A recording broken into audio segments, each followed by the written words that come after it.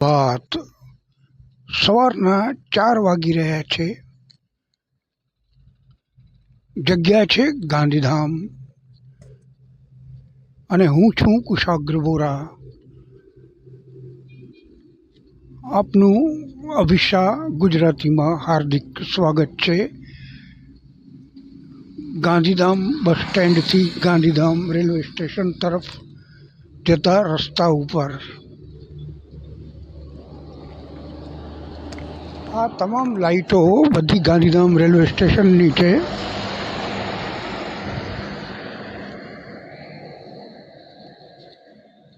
આ પુલ જે દેખાય છે એ ફ્લાયઓવર છે કંડલા તરફ જતા તમામ વાહનો માટેનો.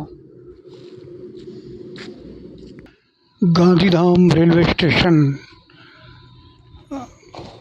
ચાલો, આજની આપણી ટ્રેન યાત્રા વહેલી સવારની છે.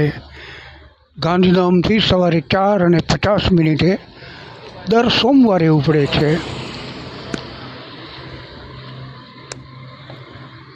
અત્યારે લગભગ 4:10 થઈ છે. ચાલો, ઘણો સમય છે આપણી પાસે.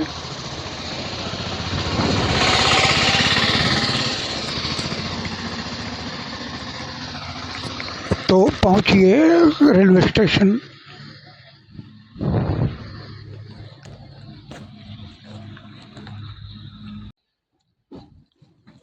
તો આ છે ગાંધીધામ એન્ટ્રી. આ તરફ જે રસ્તો છે એ બહાર નીકળવા માટેનો છે અને અહીંથી આપણે અંદર જવાનું છે. આમ એક જાતનો વાય બનાવી રાખ્યો છે. અહીંથી એન્ટ્રી અને આ તરફથી એક્ઝિટ, બહાર નીકળવાનું. અને એ બંને રસ્તા અહીં મળે છે. તો આ છે ગાંધીધામ રેલવે સ્ટેશન. નથી કોઈ જાગજમાળ, નથી કોઈ મોટી લાઇટો, કશું જ નહીં. અને છતાં આ કચ્છનું એક મહત્ત્વપૂર્ણ રેલવે સ્ટેશન છે.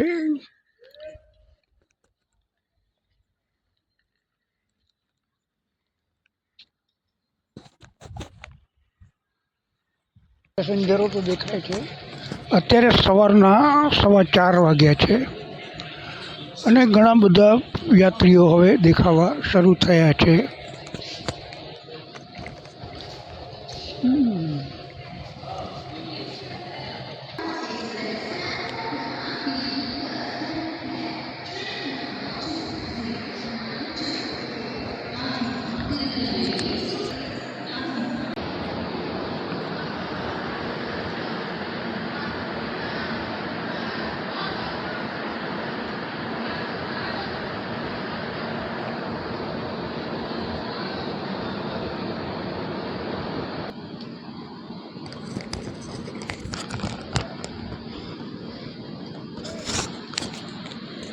આ છે કચ્છના એક અગત્યના રેલવે સ્ટેશન ગાંધીધામની વહેલી સવાર.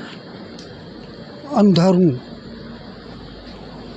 ટ્રેન છે તિરુનેલવેલી તરફ જતી હમસફર એક્સપ્રેસ અને પ્લેટફોર્મ નંબર 3 ઉપર અંધારું છવાયેલું છે.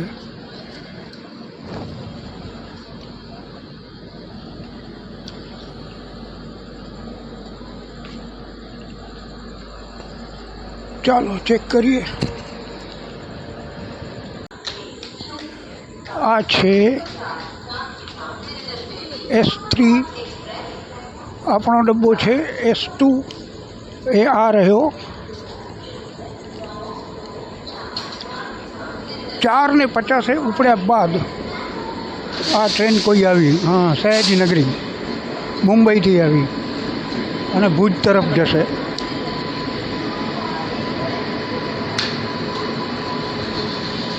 આપણે આ S2માં જવાનું છે અને આપણી ટ્રેન 4:50 ગાંધીધામથી ઉપડ્યા બાદ વચ્ચે ક્યાંય રોકાશે નહીં. સીધી અમદાવાદ રોકાશે 9:30 વાગે.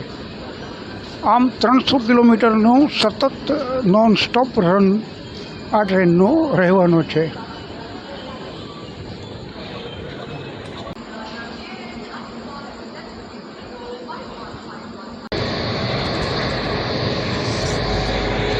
તો આ છે આજનું આપણું લોકોમોટિવ વાપ 7 અને આ આખી ટ્રેન. આ ટ્રેનમાં જ્યારે એને શરૂ કરવામાં આવેલી ત્યારે તેમાં માત્ર થર્ડ એસીના ડબ્બા જોડાયેલા. એનો કન્સેપ્ટ એ હતો કે બધા એક જ સ્તર ઉપર યાત્રા કરે, એટલે જ એનું નામ રખાયું હમસફર. પણ ત્યારબાદ અમુક આર્થિક સંકળામણને લીધે બનવાજોગ છે કે રેલવેએ એમાં સ્લીપર ક્લાસ ઉમેર્યા. આમ આજે આપણી ટ્રેનમાં 7 સ્લીપરના ડબ્બા છે, 10 3 ટાયર એસી છે, એક પેન્ટ્રી કાર છે અને 2 SLR, જેમાં એક જનરેટર કાર પણ છે. તો આ છે આપણો ડબ્બો. સાવ ડબ્બો જ છે, એકદમ જૂનો થઈ ગયો છે. 2 ચાર્જિંગ પોઈન્ટ આપેલા છે, સીટ છે 6, 1 2 3 અને રીતે આ બાજુ 3, ટોટલ 6 જણની વચ્ચે 2 મોબાઈલ ચાર્જિંગ પોઈન્ટ.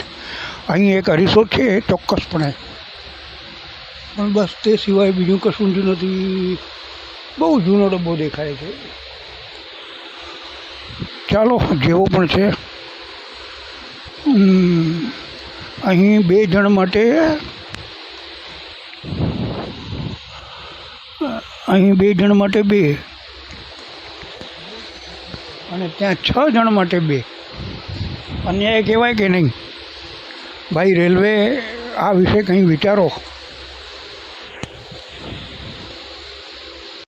બરાબર 4:50 આપણી ટ્રેન ગાંધીધામ જંકશનથી રવાના થઈ ચૂકી. ડબ્બો ખાલી પડ્યો છે અને હવે આખા રસ્તે આમ જ રહેશે અમદાવાદ સુધી. ઠેઠ અમદાવાદ સુધી આ ડબ્બો આમ જ ખાલી રહેવાનો છે.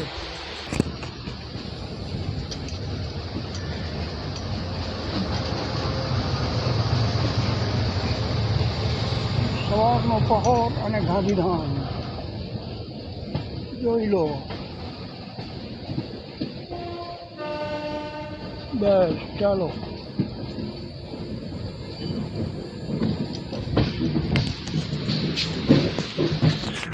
ઉપડી ચૂક્યા. આ બીજી સાઈડ, ગાંધીધામ રેલવે સ્ટેશનની બીજી સાઈડ કે જ્યાં માર્શલિંગ યાર્ડ આવેલું છે.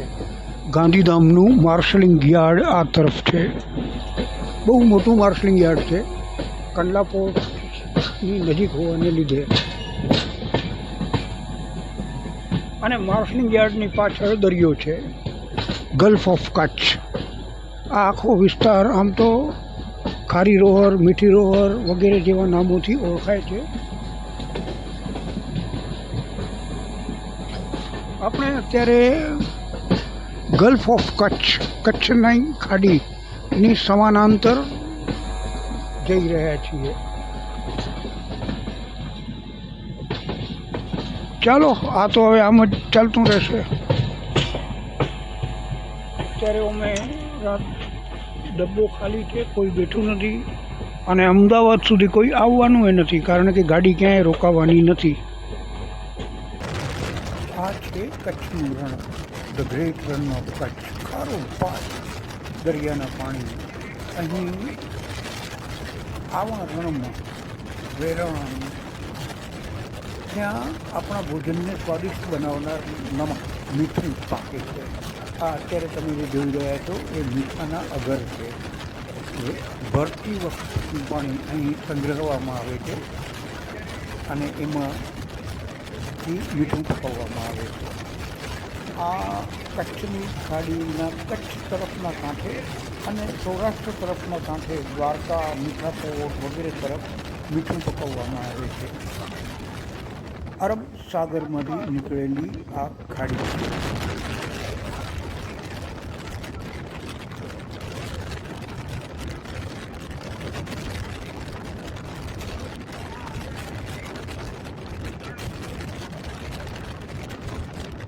થયા છે. 4:50 આપણે ગાંધીધામથી ઉપડેલા.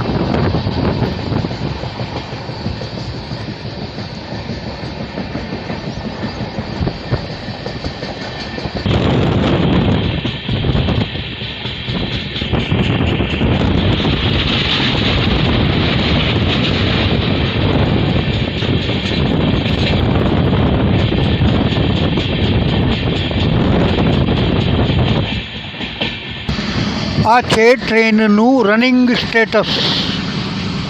અત્યારે આપણી ટ્રેન હમણાં જ માળિયા મિયાણા પસાર કરી ગઈ. ગાંધીધામથી આ ટ્રેન અમદાવાદ સુધી વચ્ચે લગભગ 39 જેટલા રેલવે સ્ટેશનોને સ્કીપ કરતી દોડે છે.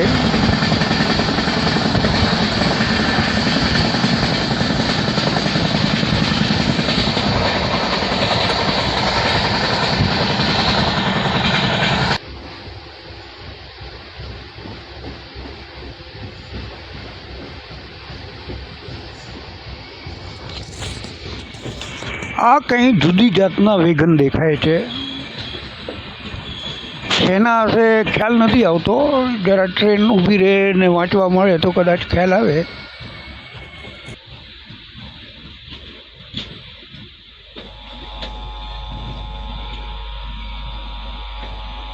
આ આપણે કદાચ ધ્રાંગધ્રા પહોંચ્યા. ખબર નથી, જોઈ લઈએ કયું સ્ટેશન આવ્યું. આ તો વિરમગામ. અહીં પણ ટ્રેન રોકાવાની નથી. આ ટ્રેન નોન સ્ટોપ 300 કિલોમીટર દોડવાની. અને ખરેખર દોડી. હા, શું છે? ચાય છે? ના, કોફી નહીં જોઈએ.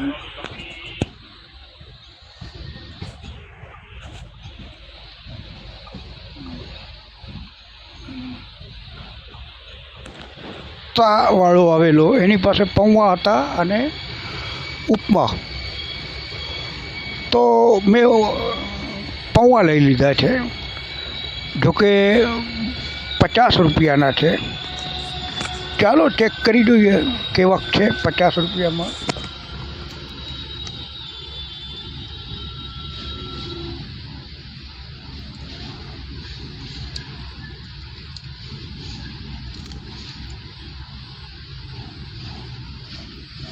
આ છે પૌવા. છે તો નરમ લાગે છે, પણ હવે કેવા હશે કોને ખબર છે.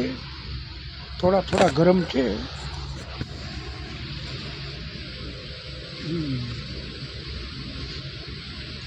ઠીક છે.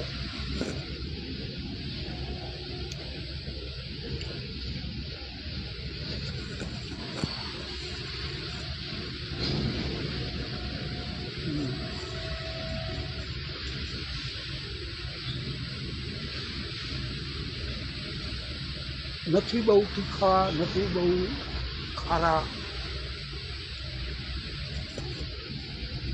સરસ બનાવ્યા છે.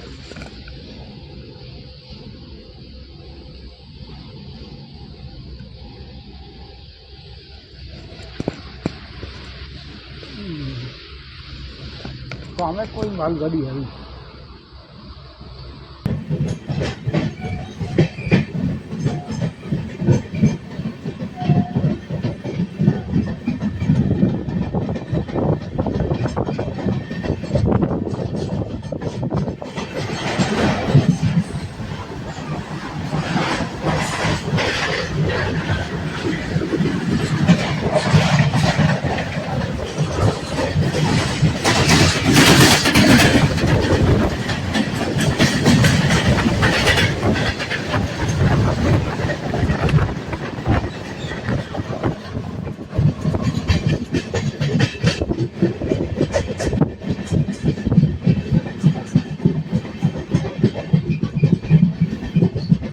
વિરમગામ પછી ટ્રેન થોડી ધીમી પડી ગઈ છે.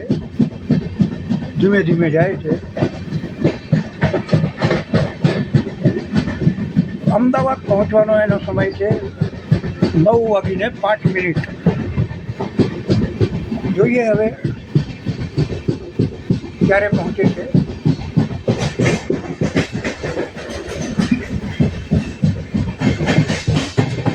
સતત ચાલ્યા કરે ટ્રેનમાંથી બ્લોગ બનાવવાનું જરા મજા આવે છે.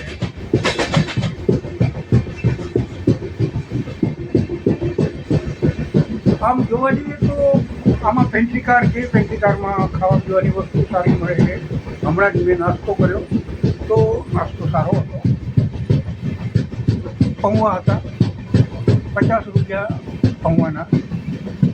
ચાય પણ મેં 2 વાર લીધી, બંને વાર સારી ચાય મળી.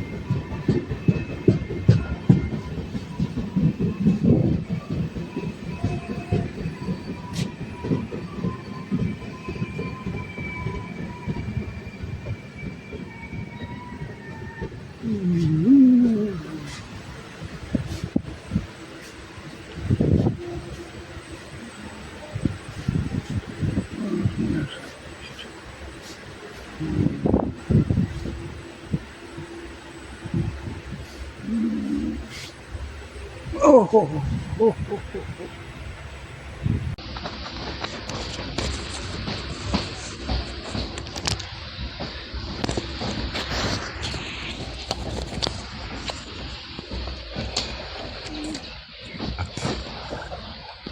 અમદાવાદ આવી રહ્યું છે.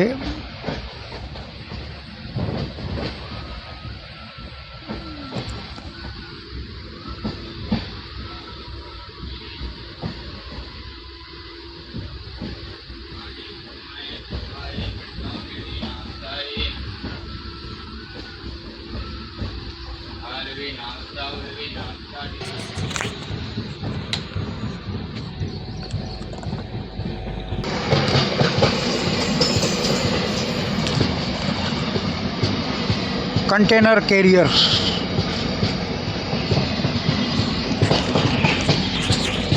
આવી જાતના રેક ઉપર કન્ટેનર મૂકીને માલગાડી જાય. આના ઉપર વેગનની બોડી નથી હોતી પણ કન્ટેનર મૂકવામાં આવે.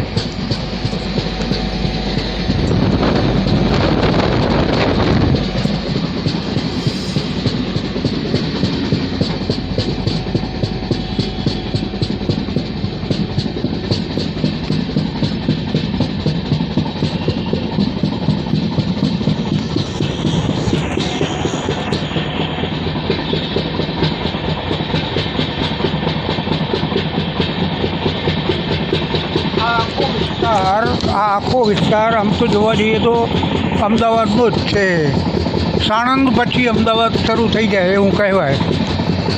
અત્યારે આપણે આંબલી, ઘાટલોડિયા, ચાંદલોડિયા જેવા વિસ્તારોમાંથી પસાર થઈ રહ્યા છીએ. સાબરમતી આવે ત્યારે ખબર પડે કે હા હવે અમદાવાદ આવ્યું.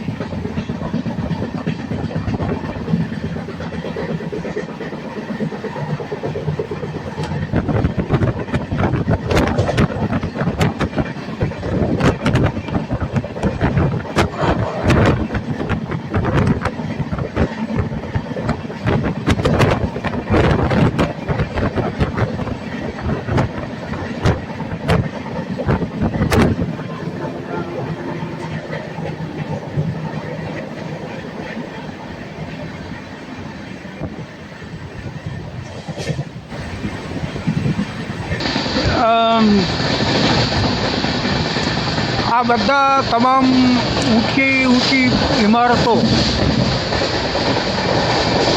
આવે એટલે અમદાવાદની સ્કાયલાઇન શરૂ થઈ ગઈ કહેવાય.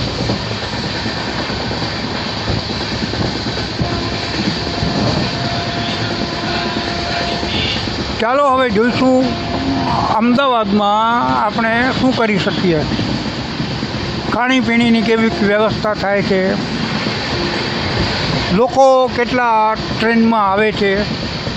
કારણ કે અત્યારે તો એવું જ લાગે છે જાણે માત્ર મારા જ માટે આ ટ્રેન ચાલી રહી છે ગાંધીધામથી. બહુ ઓછા લોકો છે આ ટ્રેનમાં અત્યારે. આ જુઓ, ડબ્બો જ આખો ખાલી લાગે છે. હવે અમદાવાદથી કેટલા માણસો ચડે છે એ જોવાનું રહ્યું. જોકે આવશે તો ખરા જ, કારણ કે અમદાવાદ એવું છે કે ત્યાં કને સતત લોકોની અવર જવર, રોજબરોજના જે અપડાઉન કરનારા લોકો હોય એ લોકોની અવર જવર એ ચાલુ જ પડી હોય છે. એટલે મને લાગે છે કે સુરત કે વાપી સુધી તો લોકો હશે જ. ત્યારબાદ કહી ન શકાય. જોઈએ હવે શું થાય છે એ બધું જોશું.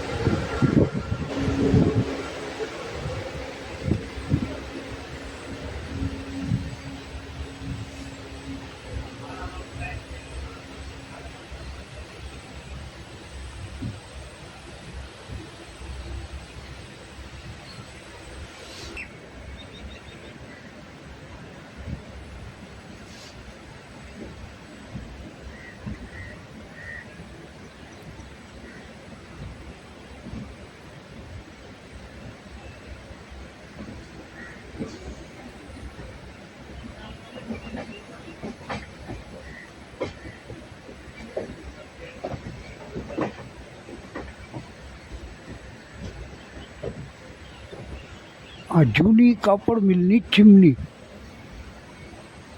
અહીં અમદાવાદમાં ઘણી બધી કાપડ મિલો હતી. આ એમાંની કોઈ જૂની કાપડ મિલ દેખાય છે.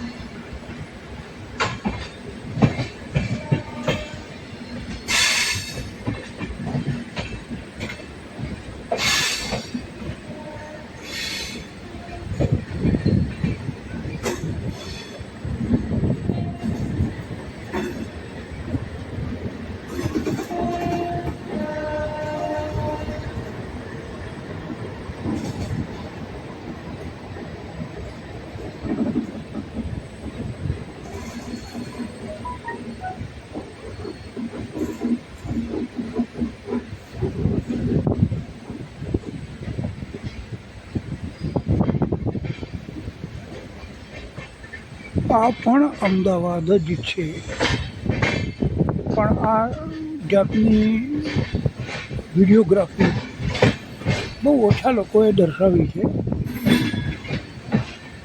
જોકે હું પણ અત્યાર સુધી બુલેટ ટ્રેન ઉપર વધુ ધ્યાન આપતો હતો. આ તરફ મારું ધ્યાન આજે ગયું કે અહીં આવી પણ વસ્તુઓ છે. તમને ગમ્યું કે નહીં એ કોમેન્ટમાં જણાવજો.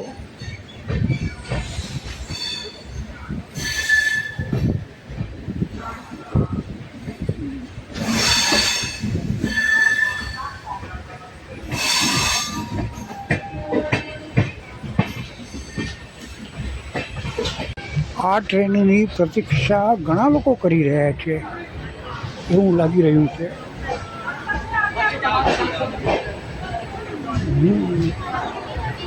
એટલે આ બધા સુરત, વાપી, વલસાડ સુધીના પણ છે જબરદસ્ત. ઘણા લોકો ચડવા માટે આવે છે.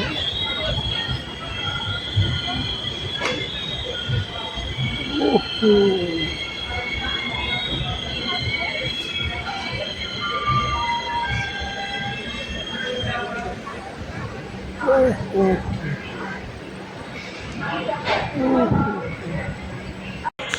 આપણે અમદાવાદ પહોંચવાનો સમય હતો 9:05 અને અત્યારે થયા છે 9:20. મતલબ ગાડી 15 મિનિટ મોડી પહોંચી. અમદાવાદ આવતા આવતા ડિલે થઈ ગઈ. વિરમગામ સુધી બરાબર હતી, પણ વિરમગામ પછી આની સ્પીડ પણ ઘટી ગઈ